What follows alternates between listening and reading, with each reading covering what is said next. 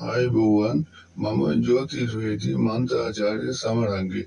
ඉතින් බොහොම දෙනෙක් අහලා තිබුණා මේ ඉරාන ඊශ්‍රායල යුද්ධෙට මොකද වෙන්නේ? ජ්‍යොතිර්විද්‍යාව අනුව මොකක්ද කියන්න බැහැ කියලා. කියන්න පුළුවන්. ඉතින් මම ඒ ගැන අද කතා කරන්න තමයි ගොඩක් මම මේ වීඩියෝ එක ගේන්නේ. ඉතින් මේ ගොඩක් දැන් මාධ්‍යවල විවිධ කතා මේ එනවනේ විවිධ කතා විවිධ දේවල් මේ මාධ්‍ය යනවා. ඉතින් මේ කිසිවක් මේ ඉරානයට මේ කිසිවක් ඍජුව සම්බන්ධ වෙන්නේ මේ එක වටින් ගොඩින් එන කතා පමණයි. දැන් යුද්ධේ අපහෑන්ඩක දැනට තියෙන්නේ ඊශ්‍රායලයේ පැත්තට. ඊශ්‍රායලයේ තමයි තියෙන්නේ. මොකද ඊශ්‍රායලයේ තමයි මේ යුද සැලසුම් සියලුම දේවල් පටන් ගත්තේ. මොකද ඒගොල්ලෝ මේක සැලසුමක් ඇතුව අනුදැනුමක් ඇතුව ඇමරිකාවේ සහයෝගය ඇතුව සැලසුම් සහගතව මේ එතනට බැස්සා. එයාලා මේ මුල් වටත කීපේ එයාලා සාර්ථකයි. ප්‍රධාන පෙළේ සියලුම නායකත්වයේ ඝාතනය කරා. ඒ සියලුම මේ රටේ මර්මස්ථාන දුර්වල කරලා දැම්ම.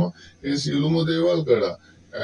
දැන් ඊශ්‍රායලෙන් හොයන්නේ අයතුල්ලා අල් කමේනිව ඝාතනය කරන. ඒක කවදාවත් කරන්න බැරි වැඩක්. මොකද ඒක කරන්න අපහසුයි.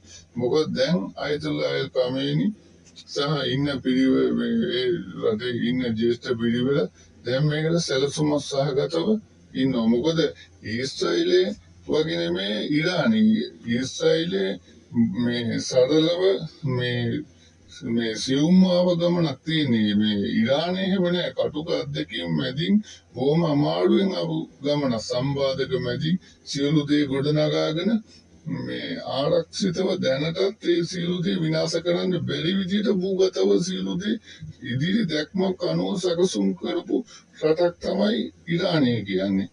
අනිත් එක ගල්ෆ් කලාපේ බුද්ධිමත්ම ජනතාවක් ඉන්න විද්‍යාඥයෝ ඉන්න රට.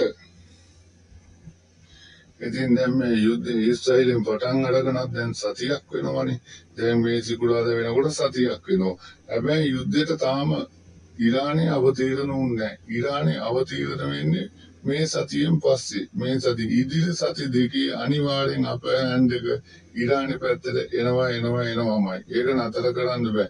එතෙන් යවුන්ටගේ ශක්තියට වඩා අයතුල්ලා අල් කමේනිගේ ශක්තිය වැඩි. ඒක ඉදිරි සති දෙකේ බලාගත්ත හැකි.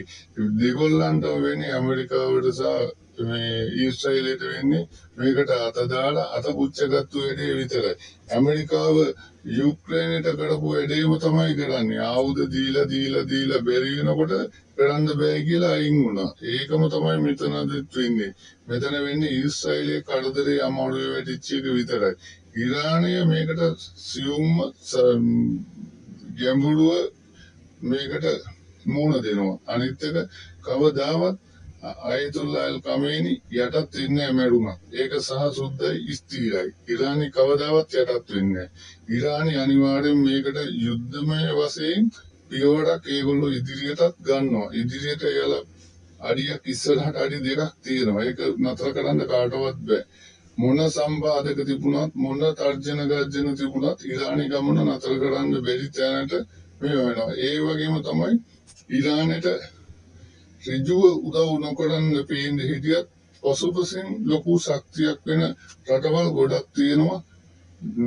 යුද අධ්‍යක්ීම් යුද තොරතුරු තාක්ෂණය බෙදා හදාගන්න ඒ තාක්ෂණ උවමාරු කරන දේවල් ගොඩක් ඉදිරියට වෙනවා. ඒ නිසා මේ කිසිවක් මේ නෙතන්යාහු පාලනේ මේ ඊශ්‍රායල හිතපු විදියට සියලු දේවල් ලේසියෙන් පහසුවෙන් ජය ගන්න බෑ.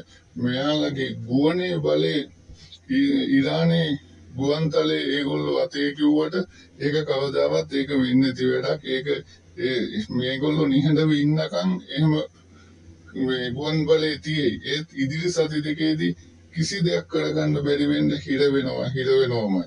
ඒක අනාවැකියක් විදිහට මේ බලන්න මේ දේ ඉෂ්ට වෙන්නේ නැද්ද කියලා. ඉදිරි සති දෙකේ කිසිම දෙයක් ඊශ්‍රායලයට කරන්න බෑ. ඉරානයේ පියවර ඊට වඩා දෙරි වෙලා ඉස්සරහට යනවා. ඉරානයේ කොහොම වෙලාවත් යටත් වෙන්නේ නැහැ. මට ඊශ්‍රායලයේ පැත්තවත් ඉරානයේ පැත්තවත් මට ගන්න උවමනාවක් නැහැ. මම මේ කියන්නේ පැහැදිලිව ඒ නෙතන්යාහුගේ සහ අයතුල්ලා අල් ඛමේනිගේ තියෙන ශක්තිය බලලා විතරයි මං කිසිම දෙයක් ඒ රටට පක්ෂපාතිවත් මේ රටට පක්ෂපාතිවත් නෙමෙයි. මේ ජ්‍යොතිර්විද්‍යාව අනුව හෙළ තාක්ෂණය අනුව ඉස්සර පැරණන්ගේ තිබුණ යුද්ධයට යනකොට එනවද නැද්ද කියලා ගණනය කරලා කියන්න පුළුවන් කාලහෝරාව බලලා යම් ක්‍රමයක්. ඒ සිද්ධාන්ත ඇතුලෙන් තමයි මම මේ අනාවැකිය කියන්නේ. නැතුව මේ මගේ මම දෙපැත්තට පක්ෂපාතීව බලලා කියන කතාව නෙමෙයි. මේ යුද්ධය පටන් ගත්ත වෙලේ සිට මේ පටන් ගත්ත නැකතෝරාවල් සිට මේ යුද්ධයට මේ ඊශ්‍රායලයේ ආ වෙලාවේ සිට ආ විදිහට බලලා තමයි මම මේ කියන්නේ. අපේ පැරණි ශාස්ත්‍රය තිබ යුද්ධයට ගියා නම් එනවද නැද්ද කියලා කියන්න පුළුවන්. ඒ කාල හොරා බලාගෙන. ඒ ක්‍රමයේ අනුව තමයි මම මේ අනාවැකිය ඔයාලට ගේන්නේ. ඉතින් මේකෙදි මට ගොඩක් කියන්න තියෙන්නේ ඉරානය අනිවාර්යෙන් අංක 1ට එනවා. ඉරානයේ දිනුම ඉරානයට මේකේ වාසි ගොඩාක් අත් වෙනවා. ඒක දෙකක් නෑ. ඒක ඉරානයට දැනට ඊශ්‍රායලයේ පැත්තේ ඔහොම තිබුණා. ඉතින් සති දෙකේදී සම්පූර්ණ වෙනසක් ඇති වෙනවා යුද්ධේ. ඒ වගේම තමයි කලාපීය වශයෙන් සියලුම රටවල් වලට මේක ලොකු බලපෑමක් එල්ල කරනවා ඉරානයේ. විශාල බලපෑමක් එල්ල කරනවා. ඉතින් ඒක අපිට නතර කරන්න බෑ. ඒක ඒ රටවල් වල ඇතුලේ අභ්‍යන්තරව ඇතිවෙච්ච සිද්ධි නිසා අපිට කෙසේ වෙතත් අපිට දුෂ්කර තාවල් වලට අපිට අපේ රට